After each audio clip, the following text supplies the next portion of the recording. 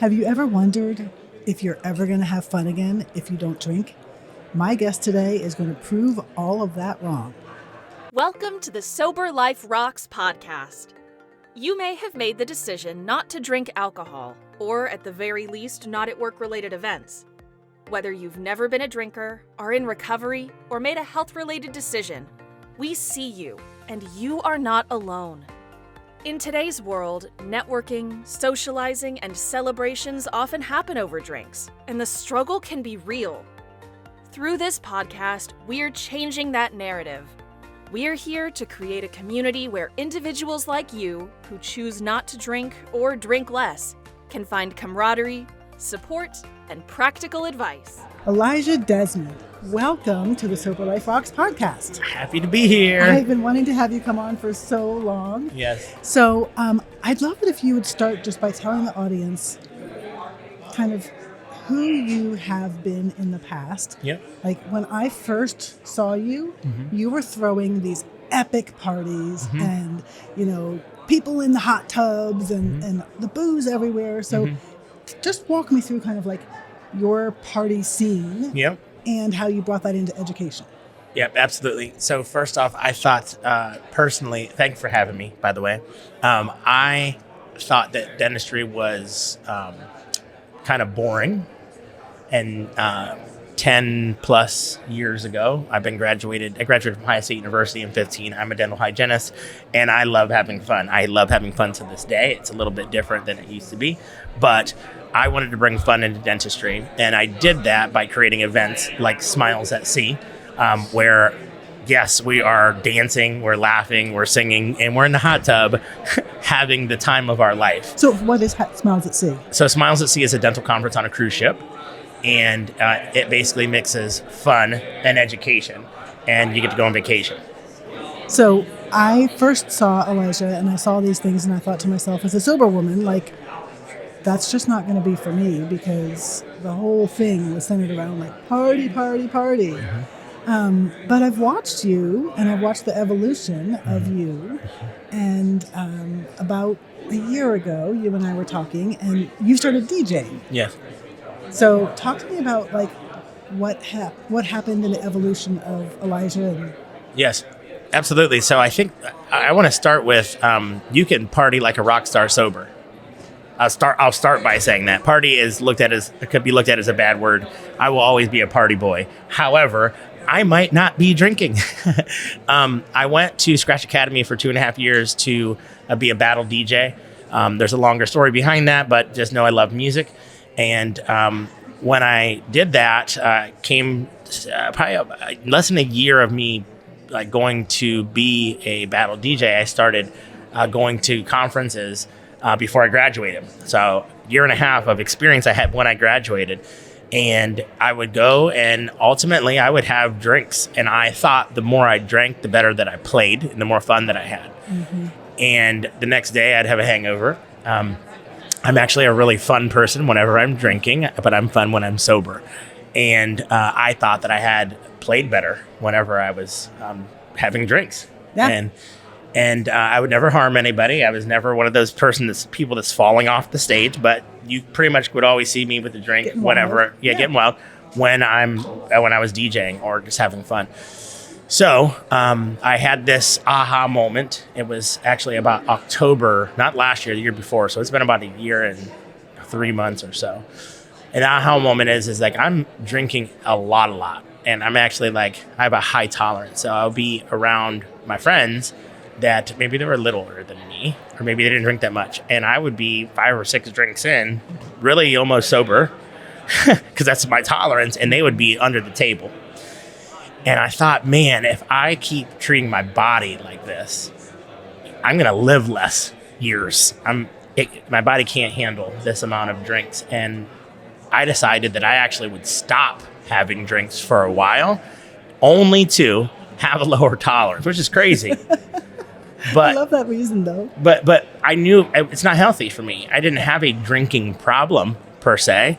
To the world, but I did. Volume. The volume. So I did have a drinking problem to me personally because if it would affect me long term and my health long term. So I know many people stop drinking for certain reasons. Mine was I stopped drinking for a while. When I say a while, I mean probably 4 to 6 months ish. The reason was so I could have a lower tolerance. I didn't plan on stopping drinking forever. But what I did plan on is when I did start to have some drinks that I could limit it to 1 to 3, right? I don't need alcohol to have a good time though. During that time, I actually got to DJ with no drinks. And I was a little bit nervous, like, oh my God, I'm going to play so bad. It's not going to be no fun. Listen, I actually learned that I play way better when I have a clear mind. And I mean, like, not just kind of better. I play way better, and I have just as much of fun doing it. And my energy is off of the other people's energy. They're laughing, they're dancing, they're singing. And guess what? Some of them are sober. You can dance sober, so can I. And I just didn't know what I didn't know. Yeah. And so when I came back, when I started having drinks again, I was able to have 1 to 3 drinks and be okay. But the thing is whenever I DJ, I still don't really have drinks. Every once in a while, maybe towards the end of my set, but I don't have drinks. And it gave me a better understanding also of being around people that were sober. Mm-hmm. Constantly people trying to force you to have a drink or, well, you have a drink. I'm getting shots brought to me. You didn't even ask me if I wanted one, and you're bringing it to me. And, you know, I was guilty of, here, have a shot. Every shot, come on. You like that. That's, I don't know if it's part of this part of the environment or part of what goes, but regardless, I was guilty of that. And you don't know what you don't know. And so I got to see the other side, and it gave me an entire different outlook on drinking and partying and performance and the next day after. So I have an entire different view and a whole different respect. Isn't that the craziest thing, that people will question you for not drinking?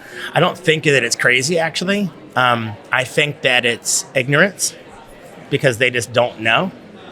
And you don't like to constantly tell people no, then you have to explain yourself, and can't just no be no. And so I don't think this is necessarily crazy because I've been on both sides. I think it's just people don't know. They don't know how you feel. They don't know that you're tired of being asked over and over. But now I know, right? But it was ignorance, I believe. And so what would you say is, how did you respond to those people as you kind of grew into more comfortable with your own decision? How would you respond to people in a way that they could hear? You mean whenever they... Yeah, when they were trying to get the people were trying to get me to drink? Yeah. I'm not drinking, and I haven't drank for 3 months, or I haven't drank for 2 months. Typically, whenever you say that, they get it. Instead of, no, thank you, I'm going to pass. So like saying, no, I haven't drank in this amount of time. Now, it makes them think that you may have an alcohol problem, which some people do, and that's okay. But I didn't care, to be honest. Like, I don't care to explain myself. This is something that I've chosen, and I haven't drank for X amount of months. So. That's amazing. So in thinking about sort of putting together now fun and education together, with this newfound understanding, do you approach things any differently? I think it's trying to include everybody and making sure that there's an opportunity for people that don't drink. That would be how I've thought differently. I still have my dance contests. I still have my fun. I still am going in the party in the hot tub. Yeah. However, there should be options for people who are not drinking as well, and some quiet time. So I've actually incorporated quiet time into the things that I'm doing as well. The music's not so loud, and I think that's just part of maturing and growing and just seeing, I've been through this. Now I can, change my life a little. And one of the cool things that I was at a program that Elijah put together, and he reached out to me and he's like, hey, what would you like to have as non-alcoholic options? Mm-hmm. And that was amazing. Yes. And so we were able to actually bring in some non-alcoholic beers and some sort of mixed drinks that didn't have alcohol in them. Yes. And the craziest thing was they're really good. People really liked them. Yes. And drinkers were drinking the non-alcoholic drinks. Yep. They'd have their first drink and then they'd switch over. Yep. And that's what we're finding more and more. It's amazing. Yes, absolutely. And it's crazy. Like there was some drink that you brought that actually had alcohol taste to it, I believe. It had sort of the burn. The burn, yes. And I think that some people can't have that maybe, and some people can have that as an assumption. Yep. Well, I can have that because I don't have an addictive personality, and I didn't have a drinking problem like that. Yep. And there's options like that are available. And it's what's crazy is like I hadn't drank in 3 weeks recently. I drank last night, but I drank differently than I drank before, and I was deciding if I was going to drink or not. I was in a program called 75 Hard. You can't have drinks. That's why I didn't have the drink. However, I got injured.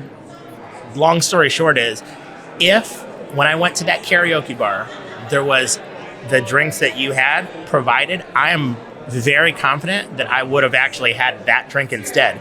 But since it wasn't an option or it wasn't readily available, I had a regular drink. Now, I only had 2 or 3 drinks last night, which is better than 10 or 15. I woke up feeling great this morning and got on stage, and I think I did pretty good during my panel. But at the end of the day, if that was an option that was readily available and clear, I would have not had that drink last night. Yeah. And one of the things I love about Sober Life Rocks is we're not here to judge what anybody puts in their cup. Yeah. But just the idea that we make those sort of intentional decisions and that we think about how to be inclusive of all different people. And that's why I love what you are doing already. Yes. But one of the things I wanted to bring you on for was to talk about your book, Hype, which everybody has to read it. Like, this is the book that you need to get because it's all about how to do things differently at events in ways that connect people without having alcohol have to be the center of it. Yeah. So give me some idea about the book and what's in it. Yeah, absolutely. So I have I've been doing events for 10 years now. This is actually the 10th, September makes 10 years. That's crazy. I started planning them in January, so I'm like, I should have an anniversary party. But anyways, I just did events different than everybody was doing them in the industry of dentistry, which also made me look like I had 3 heads. People looked at me like I had 3 heads, and that I was crazy. And I just continued to do them anyways. And I attracted people that like to do different things. And the things that I do often is I remix events and things that already exist in the regular world, and I bring them into dentistry. People think that these great new ideas and things are actually not new. It's just I had the courage to bring something different into the space that somebody already had created. I just recreated it. And so, it goes over things like intentional networking.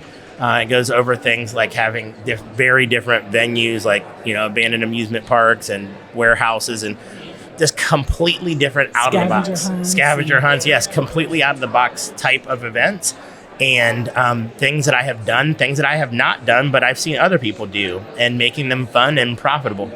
What I really like about the book is that it's laid out in a way that sort of you can choose your intentional type of activity. Yes. And then there's like a whole laundry list of things to try. Yep. And stories about what did or didn't work. Yep. It's really, really well written. So, we are really trying to reach people to think about how can you do things differently? How can you get away from the just tried and true, roll out the little black bar, turn up the music in the ballroom, and that's the only way to network.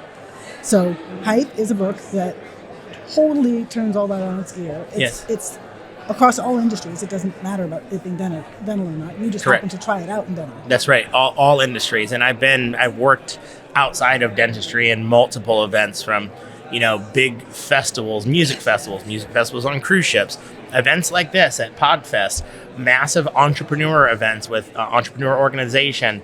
I've emceed them, I've DJ'd them.